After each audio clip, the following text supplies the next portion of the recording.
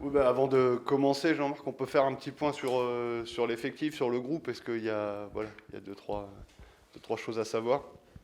Non, alors toujours pareil. Voilà, spontanément et de tête, Rémi Dugimon, toujours blessé. Et effectivement, Gauthier Lloris, pareil, il en a pour encore un bout de temps. Et puis Ousmane. Mais après, là, hier, on a un jeune qui s'est blessé, Iyad, qui s'est fait une coupure avec la réserve sur le pied. Mais voilà, c'est tout. Sinon c'est tout pour l'instant. Pour l'instant, il n'y a pas de joueurs sous contrat plus blessés. Il y a Alexandre Vincent qui s'est blessé, mais c'est autre chose, parce qu'il n'est pas sous contrat, il était à l'essai. Il était en entraînement avec nous. Mais non, voilà, c'est tout. C'est les trois. Voilà. Les trois toujours pareil. Qui, Comment qui sont vous, blessés. comment vous abordez ce match qui, de l'extérieur, à plusieurs égards, voilà, refait un peu l'image d'un joli choc, puisque le PFC est la seule équipe à avoir fait 3 sur 3. Vous êtes invaincu. Ça rappelle un peu les souvenirs de l'an passé, où ils étaient sur une bonne dynamique. Vous avez été les claquer là-bas, et ça a eu aussi de l'incidence sur les saisons des deux équipes. Donc voilà, comment vous analysez tout ça avant ce match? Bon, de toute façon, quand tu es coach, je ne sais pas si c'est comme ça pour les autres, mais pourquoi il s'est collé à toi, lui, derrière là? Pour le micro. Waouh. Le mec, avant il était là-bas, maintenant il se colle à nous là. Non, mais quand t'es coach et que tu vis, t'as toujours le sentiment, plus ça va, plus tu flippes, plus t'as peur. Plus t'as peur, parce que t'as toujours envie de résultats, et au football, c'est assez particulier. Mais comment je l'aborde? Non, je l'aborde avec, sincèrement, spontanément, je l'aborde avec beaucoup d'entrain et de plaisir. De savoir voilà comment on peut se situer face à une équipe qui a, euh, qui a 3 victoires très nettes, qui a dominé ses adversaires, donc quelque part, pas dans la possession du ballon, hein, mais dans la capacité à contrer l'adversaire. Voilà, capacité à récupérer le ballon et à bien contrer, à faire des contre-attaques très très rapides. Ils sont puissants, ils sont physiques. Donc ça va nous donner quelque part une image voilà, très, très courte et spontanée sur cette fin de mois d'août et début septembre, voire un petit peu. Voilà comment je l'aborde, mais je l'aborde avec beaucoup, sincèrement. Je, je serai là, même si je suis tendu, c'est ce que me disait ma chérie ce matin, ma femme ce matin, elle me disait, mais ça va Jean-Marco, t'as pas perdu depuis 3 matchs. Parce que quand tu vis avec un coach comme moi, c'est l'enfer, quoi, parce que tu es toujours tendu. Tu es toujours tendu parce que tu as toujours envie du résultat. Même si il n'y a pas que le résultat qui compte, tu peux faire des grands matchs, on le voit, hein, tu peux faire des très très grands matchs et perdre le match, et faire des matchs, ça m'est arrivé d'avoir honte en point presse à la fin d'un match.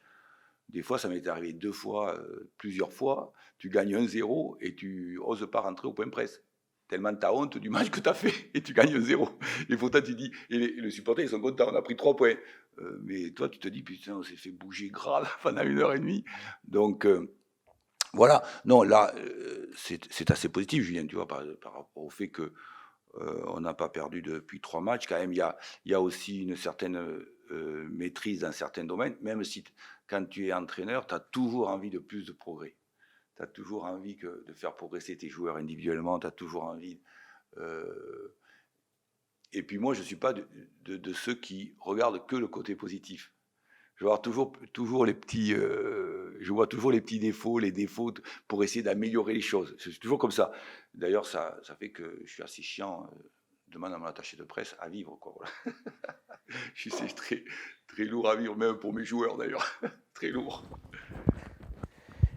Jean-Marc, là, pour continuer justement dans les choses positives, j'avais vu cette statistique que c'était votre deuxième match de suite sans encaisser de but là, sur les 2 derniers, et que ce n'était pas arrivé depuis la 20e journée de la saison 2019-2020. Est-ce que vous le prenez comme un petit cadeau, sachant que vous avez Théo Pelnard qui vient en défenseur central, qui n'est pas forcément son poste avec la blessure de Gauthier Lloris?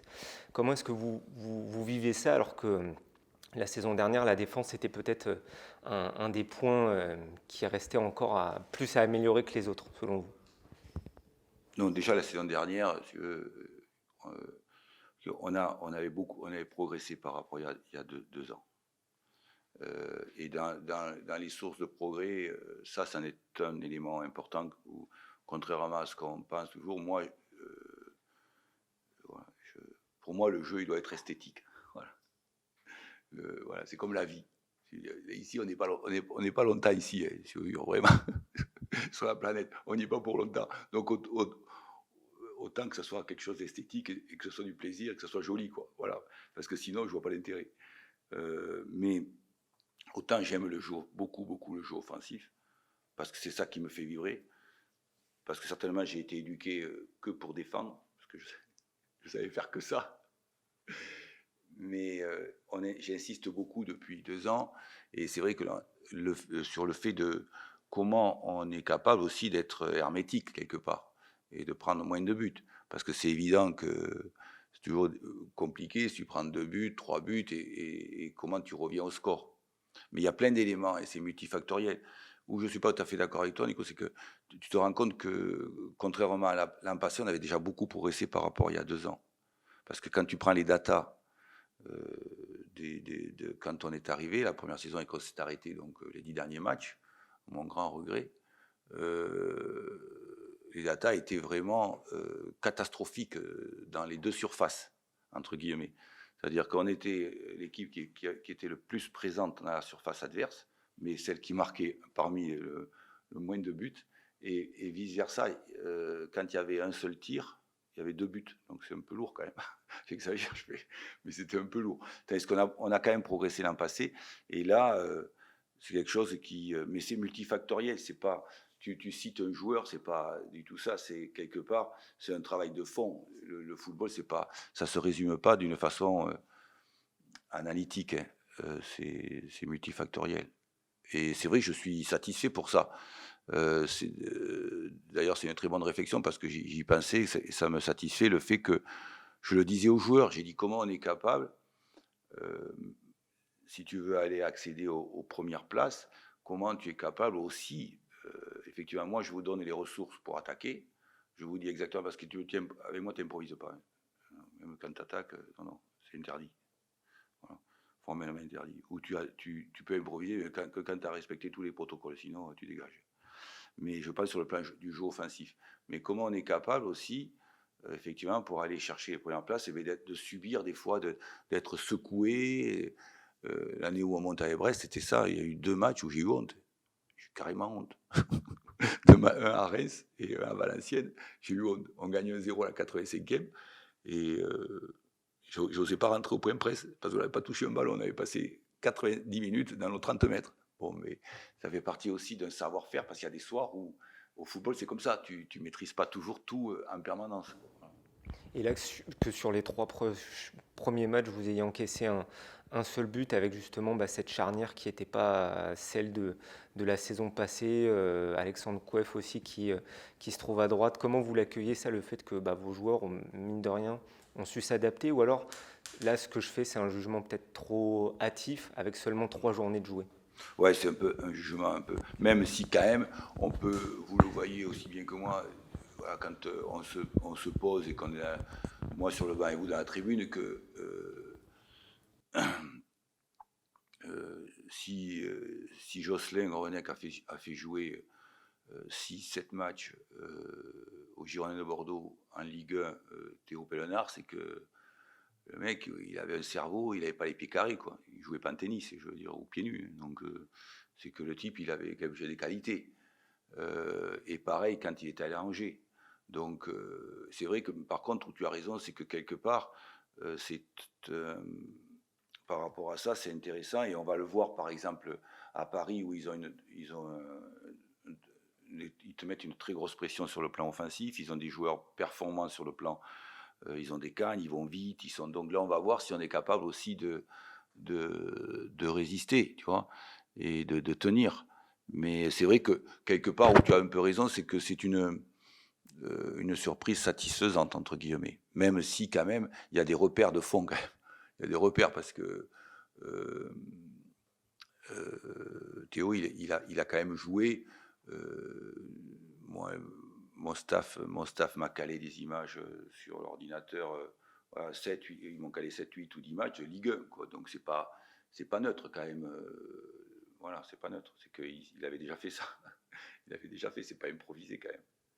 Même si la paire, comme tu dis, bon voilà, la paire, regardez bien ce qu'ils parlent tous les deux portugais, donc ça va, on comprend rien, mais au moins, au moins ils s'entendent. Donc ça se passe bien. Je suis pas portugais ou espagnol, mais enfin bon, ils parlent pas français, ils comprennent rien quand ils parlent entre eux. La semaine passée, voilà, vous jouiez l'ACA, on disait que c'était un premier test intéressant. Là, c'est un deuxième, entre guillemets, à l'heure actuelle, forcément, c'est ce qui se fait de mieux Oui, c'est ce qui au se fait de mieux classement en Ligue 2. au 15 août. Ouais. Ça va être intéressant aussi sur le plan offensif, parce que face à Ajaccio, vous n'avez pas été bougé, mais vous avez eu un peu plus de difficultés à les bouger face à un bloc qui était assez solide. Le PFC n'est pas non plus l'équipe qui se livre le plus. Est-ce que pour vous, voilà, c'est l'une des deux du match, sachant en plus que vous pourriez faire débuter Charbonnier, et ça vous oblige aussi peut-être à réfléchir tactiquement comment l'intégrer au mieux. Donc j'imagine que c'est l'une des problématiques de cette rencontre. Julien me remet sur le couvert ce qui m'a gonflé depuis 8 jours. Ça m'a rendu très nerveux depuis 8 jours, comme ça je suis depuis 8 jours. Il remet le couvert, le mec. J'ai pas dit de gros mots comme ça. Mais je résiste, je te jure, je tiens. Parce que j'ai envie de lui dire un gros mot. Un peu comme... Ouais, c'est vrai. Mais c'est exact qu'on va rencontrer une équipe voilà, qui a 3 victoires, qui tourne, qui surfe sur la vague. Donc ça va être compliqué pour nous. Voilà, mais c'est intéressant aussi, c'est passionnant. Ça va nous donner de toute façon, évidemment, même quand tu écoles, si tu préfères prendre un point ou prendre 3 points, mais aussi quelle référence on a. Parce qu'on a quand même 11 mois à faire, c'est pas rien. Je vais vous citer de nombreux exemples. 11 mois, comment tu construis un projet, c'est toujours cette question-là, comment tu es capable de progresser en permanence dans tous les domaines.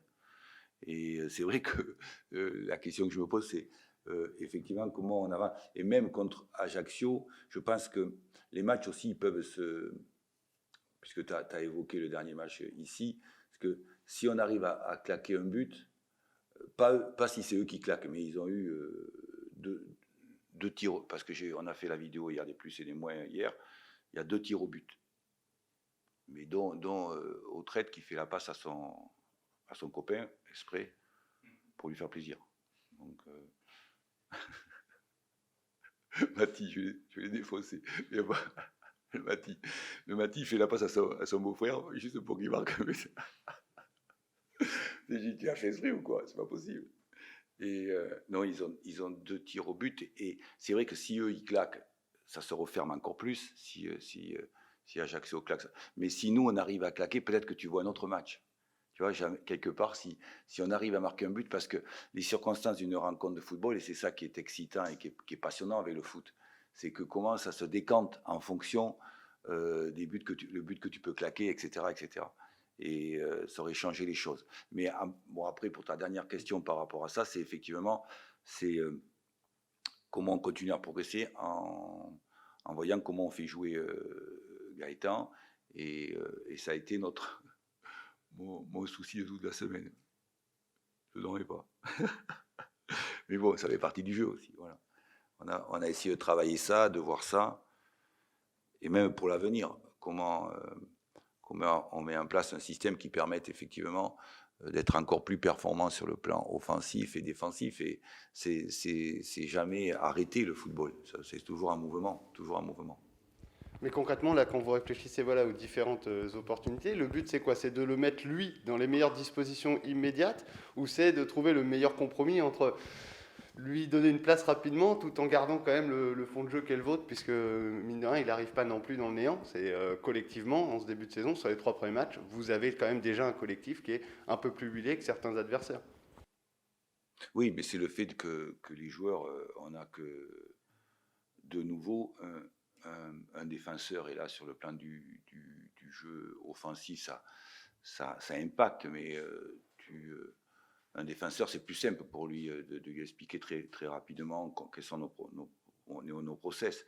Par contre, quand il est dans le cas adverse, c'est beaucoup plus compliqué le football. C'est comment tu as des procédures, et pour Gaëtan Perrin, mais c'est vrai que de ce point de vue-là, moi je ne suis pas arrêté. C'est-à-dire que si j'écoute mon entourage toujours, tu as une équipe qui gagne, tu restes comme ça, tu bouges pas, etc., etc. Moi, j'essaie de faire en sorte effectivement, de mettre différents éléments additionnés et comment tu peux progresser, comment tu peux aussi, et surtout si tu as des bons résultats, comment tu peux aussi innover pour voir peut-être dans le money time, comment tu construis. Moi, ça m'est très souvent arrivé, les gars. Comment tu construis un projet entre août et décembre avec ce que j'ai pas pu faire ici depuis que je suis arrivé, pour plein de raisons, de multi-solutions. Tu cherches entre août et décembre à innover, à chercher des solutions, à voir comment tu fais jouer tes joueurs dans différents systèmes, voilà. De façon après à ce que quand tu arrives au 1er janvier, tu as tout expérimenté. Et tu sais à peu près tes 1 ou 2 systèmes qui te font fonctionner d'une façon parfaite. Et les gars aussi, parce que c'est pas toi qui joues, ce sont les joueurs. Et les joueurs savent aussi que voilà, ils ont expérimenté des choses. Et après, comment tu deviens très très performant entre janvier et le mois de mai, parce que tout se joue là. Vous pouvez dire ce que vous voulez, tout se joue là. Et donc, c'est souvent mon attitude. Mais si j'écoute mon entourage, très souvent, tu gagnes, tu ne bouges pas. C'est comme ça, c'est historique. Chez nous en France, c'est comme ça. Tu ne touches pas, quand on gagne, tu ne touches pas, coach. Alors qu'en fait, c'est pas tout à fait mon opinion en fonction, effectivement, où je suis d'accord avec ça, c'est quand tu arrives dans le money time, mars, avril, mai, juin, là, tu dois avoir tes certitudes, le mot est trop fort, mais des convictions très très fortes. Tandis que là, quand tu construis un truc, ce que je n'ai pas pu faire pendant 2 ans, là, moi, ce que j'ai toujours fait, partout où je suis allé, j'ai tenté des expériences entre août, septembre, octobre, pour innover. Partout où je suis allé, j'ai toujours fait ça, pour essayer de voir, de mettre les joueurs parfois dans le dur, mais les mettre aussi en sécurité parce qu'ils savent qu'on fait d'autres systèmes, etc. Puis il y a autre chose, il y a aussi le fait que quand tu es dans le money time, quand tu arrives en janvier à mai, c'est que si jamais tu as des blessés, comment tu as déjà expérimenté pas mal de choses? Parce que si tu as des blessés, tu te dis, ça y est, c'est bon, je suis content, j'ai travaillé pendant 6 mois, où je sais que même avec tel blessé, je suis tranquille, j'ai fait ce système. Tu vois ce que je veux dire? C'est pour éviter les grosses déconvenues en fonction de ce qui peut arriver entre mars, avril, mai, où là, tout se joue. C'est pas compliqué. D'ailleurs, quand tu es entraîneur, moi, je ne sais pas mes collègues, mais quand entraîneur, moi, si on me dit de revenir à la victoire de points, je reviens. Comme ça, on se met tous derrière, on se fait chier grave. Les gens, ils se font chier, il faut qu'ils se saoulent pour venir au match, parce avec 2 points, parce qu'un point, tu es trop content. Tandis que maintenant, avec la victoire à 3 points, comme ça, je suis redondant, ça m'arrive souvent de le dire, c'est que la victoire à 3 points, moi, j'ai connu des équipes qui ont gagné 6 ou 7 matchs au mois d'avril-mai, et hop, elles montent. Voilà. Alors que pendant 6-7 mois, ils ont 0. Tu vois ce que je veux dire? Donc, tu vois, tu comprends pourquoi tu veux construire des projets. Et c'est vrai que sur le coup, pour Charbot, pour ta question, eh bien, cette semaine, on a beaucoup travaillé sur l'idée comment on met pas Charbot dans les meilleures conditions, les autres par rapport à lui. Parce que lui, il fait ce qu'il veut. Non, c'est le coach qui doit s'adapter à Gaëtan. S'il écoute, il va me flinguer, le mec. Il va être fou. Non, c'est le coach qui doit s'adapter à Gaëtan en fonction de ses déplacements et tout ça. Mais bon, il a, pour être très... il a aussi des dispositions technico-tactiques de très haut niveau. Donc c'est pour ça que quand tu es entraîneur, avec certains joueurs, tu t'adaptes un petit peu en fonction de leur comportement. Mais moi, ce que je veux, c'est par rapport à des garçons comme Autrette qui le connaît bien, ou Hein, comment on améliore la paire, les paires, et puis avec Sina aussi, tu vois, comment on améliore le jeune, comment on peut le faire progresser aussi à Sina, grâce à des gars comme Gaëtan ou Autrette. C'est ça, par exemple, d'ailleurs, quand Charbonnier est rentré la dernière fois, Sina Yoko est passé sur le côté. Est-ce qu'ils pourraient évoluer tous les deux ensemble dans l'axe? Est-ce qu'ils se découvrent aussi? Est-ce qu'il faut le temps de voir comment ça peut fonctionner? Est-ce qu'ils sont complémentaires ou pas, etc. Tu vois, ça c'est... Là, je vais dire un gros mot. Ça, c'est bien des journalistes. Il y a des mecs qui creusent, tu vois. Là, moi, je croyais que j'allais me barrer, là. Eux aussi, toute la semaine, ils doivent se dire comment on va lui poser des questions pour vraiment la merder, tu vois, Ouais, j'essaie de trouver une solution pour que quelque part aussi on puisse peut-être évoluer, tu vois, ou avec un seul attaquant à Charbot, ou avec 2 attaquants. C'est vrai que ça me pèse dans la tête et c'est ce qu'on a tenté toute la semaine de voir un petit peu, tu vois. Parce que moi, comme mon obsession, c'est effectivement, comme tu l'as dit tout à l'heure, Nico, c'est que t'as pas envie de prendre des buts. On n'a pas envie de prendre des buts, c'est évident. Bon, tu peux ne pas prendre de but, mais quelque part, comment tu es créatif, comment tu es capable de... Ce qui te soulage au football, c'est que moi, ça m'est arrivé de jouer dans des équipes où on prenait très très peu de buts, mais dès qu'on prenait un but, on était mort. Donc quand je jouais, j'étais comme ça. En Ligue 1, j'étais comme ça. Puis un jour, je suis arrivé à Lyon, je jouais souvent avec Tigana, Moisan, Chiesa, Xuereb, ils jouaient tous en équipe de France. Et moi, j'ai dit, chaque fois qu'on se déplace, j'ai dit, putain, pourvu qu'on ne prenne pas de but. Il me dit quoi? Il me dit quoi? Qu'est-ce que tu dis? Mais je dis, non, il ne faut pas qu'on prenne de but, comme ça on sera tranquille, on fait match. Mais non, ça va, on marque un but de plus que l'adversaire. Ah, mais oui, parce que j'ai vu que les mecs, ils jouaient pas comme Furlan. Les types, les Tigana, Moisan, Chiesa, Xereb, eux, ils prenaient le ballon, ils saignaient l'adversaire, ils en mettaient 3. Donc là, c'était plus facile, tu vois. Et quelque part, quand tu es capable d'avoir cette capacité à être créatif et à claquer des buts, c'était beaucoup plus léger dans ta tête. Beaucoup plus... Et donc l'idée, pour moi, c'est surtout ça toujours. C'est comment je suis capable de marquer des buts, d'être créatif. Au moins, donc, comme je dis aux joueurs, au moins d'avoir des occasions. Tu vois, par exemple, contre Ajaccio, on n'a que 2 occasions.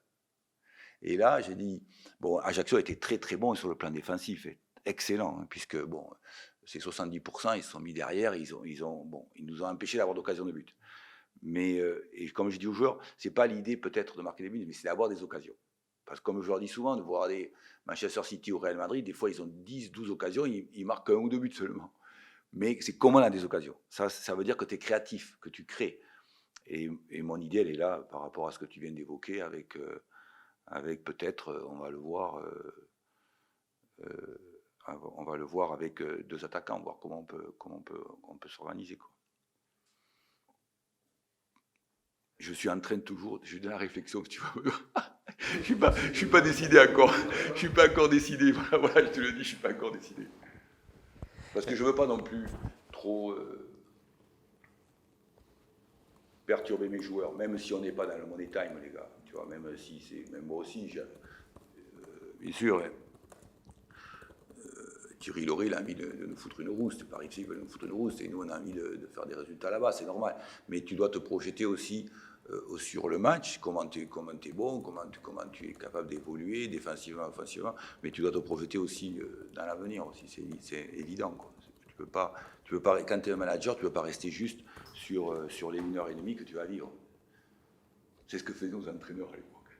J'étais mort de rire. Il n'y avait que le match suivant qui comptait. J'étais mort de rire. Mais bon, il ne faut pas parler, quoi. Vous parliez de l'AC Ajaccio qui a connu pas mal de cas de Covid, en tout cas déclarés après votre match. Est-ce que la semaine que vous avez vécue avec les tests, etc., ça vous a un petit peu perturbé dans la préparation du match ou maintenant ça devient une habitude pour les clubs, pour les joueurs, pour vous? Non, pas du tout, ça ne m'a pas perturbé. Mais non, sérieux. C'est vrai? Non, parce qu'on a été inquiets quand on a appris 48 heures après qu'ils étaient de nombreux Covid. Et en plus, le Barrette, il paraît qu'il est positif. Et il est venu se coller à nous juste après le match. Il est venu à le vestiaire se coller à nous. Mais non, mais en fait, ce qu'on a fait, on a fait 2 PCR dans la semaine. Tu vois. Donc, on a fait mardi et on a fait vendredi. Comme ça, pour être en paix, quoi. Voilà. Et du coup, pour tout te dire, Nicolas, c'est que les PCR sont tous négatifs pour l'instant. Pour la connerie, moi je suis assez positif. Ça, mais pour le Covid, je suis négatif apparemment. Oui. Non, ils ne sont pas tous parce que c'est la France, tu sais bien. Il y a toujours une minorité qui s'interdit. Donc, mais il y a une toute minorité. Il y en a 2. Voilà, c'est tout. Et on essaie de les convaincre, mais c'est dur. Vous jouez un lundi, vous allez rejouer un lundi contre Guingamp. L'autre fois, ça vous gênait parce qu'il y avait l'enchaînement lundi-samedi. Mais là, moi je voudrais savoir, le fait de jouer un lundi après les autres en début de saison, ça change pas grand-chose ou ça vous gêne malgré tout? Parce que vous l'aurez fait 3 fois sur les 5 premières journées. Ouais. Très bonne question. Qu'il fallait pas poser. J'ai parlé que de ça tout à l'heure. Bon, là c'est pareil, c'est comme la réponse. À moi, si je te réponds spontanément, ça va pas plaire à tout le monde. Donc il faut que je calcule comment je me réponds. Ouais. Il y a un côté positif, c'est que tu es télévisé, que ça permet aux gens de se mettre devant la télévision et de voir le match en direct, etc. Mais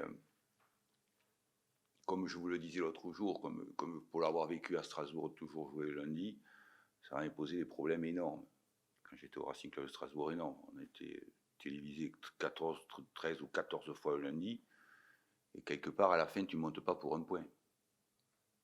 Je vous l'ai déjà dit, je me répéterai sans cesse parce que je vieillis, et en plus, ça m'a gonflé, parce que tu te rends compte, quand tu ne te montes pas pour un point, et que les autres sont télévisés 4 ou 5 fois le lundi, et que toi, tu es toujours bon.